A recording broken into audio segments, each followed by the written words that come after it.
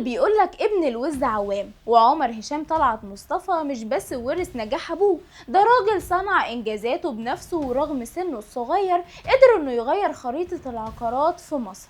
عمر دلوقتي بقى من اكبر رجال الاعمال في مصر، الكل دلوقتي بيحلف بذكائه وشطارته، والسر في حاجة واحدة بس بيعملها. حكاية عمر وهي انجازاته، كل دي تفاصيل هنعرفها مع بعض في الفيديو ده. لو هنتكلم عن واحد من اكبر نجوم التطوير العقاري في مصر، يبقى لازم نبدأ باسم عمر هشام طلعت مصطفى، الراجل اللي مش بس ورث نجاح ابوه هشام طلعت مصطفى، لكن كمان عمل لنفسه بصمة قوية ومستقلة في السوق العقاري. عمر هشام مش زي اي شاب ماسك شغل والده، لا، ده راجل عنده رؤية واضحة وشغف حقيقي انه يطور ويبدع، وفعلا قدر يحول مجموعة طلعت مصطفى من مجرد شركة عقارية كبيرة لعلامة تجارية رائدة في السوق، مش بس في مصر لكن كمان في المنطقة كلها. واحدة من أكتر الحاجات اللي بتميز عمر هشام إنه فاهم السوق كويس جدا، وعارف إن مستقبل التطوير العقاري في مصر هيكون في شرق القاهرة. علشان كده كل تركيزه هناك بيطور مشاريع مش بس سكنية،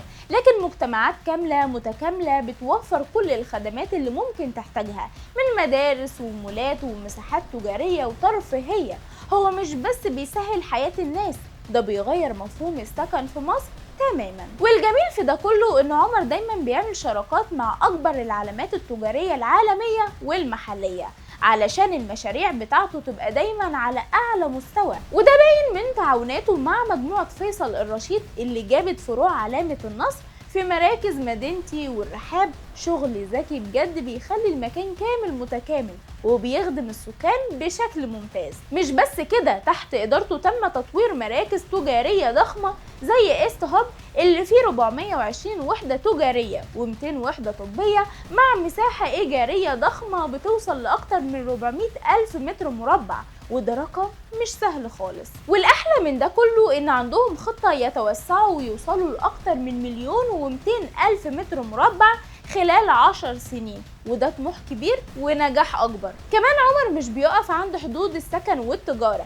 ده تقدر تقول عليه راجل بتاع كله، شغال في السياحة والعقارات الفندقية بجانب البيزنس بتاعه، وده علشان يقدر يستثمر في كل حاجة وينوع مصادر دخله. خليني أقولك كمان إن المشاريع اللي بيطورها مش بس بتخلق فرص عمل، لكن كمان بتعزز السياحة العقارية اللي مصر محتاجاها قوي. غير كده عنده حس مجتمعي عالي، وده واضح في مبادراته الخيرية وتأسيسه لنادي روتاري كايرو جولف في مدينتي اللي بيجمع بين الأعمال الخيرية وروح المجتمع.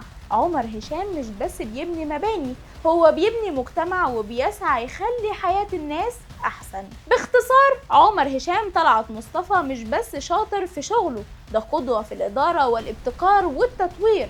تحت قيادته مجموعة طلعت مصطفى بقت مش مجرد شركة عقارية، لكنها علامة تجارية محترمة ومتفوقة، بتقدم للسوق المصري نموذج جديد في التطوير والاحترافية. والحقيقة ان النجاح الكبير اللي حققه عمر هشام ما هوش صدفة، ده نتيجة رؤية واضحة، شغل جاد، وشغف حقيقي بتطوير مصر ومجتمعاتها، وبجد هو قدوة لكل شاب طموح عايز ينجح ويبني.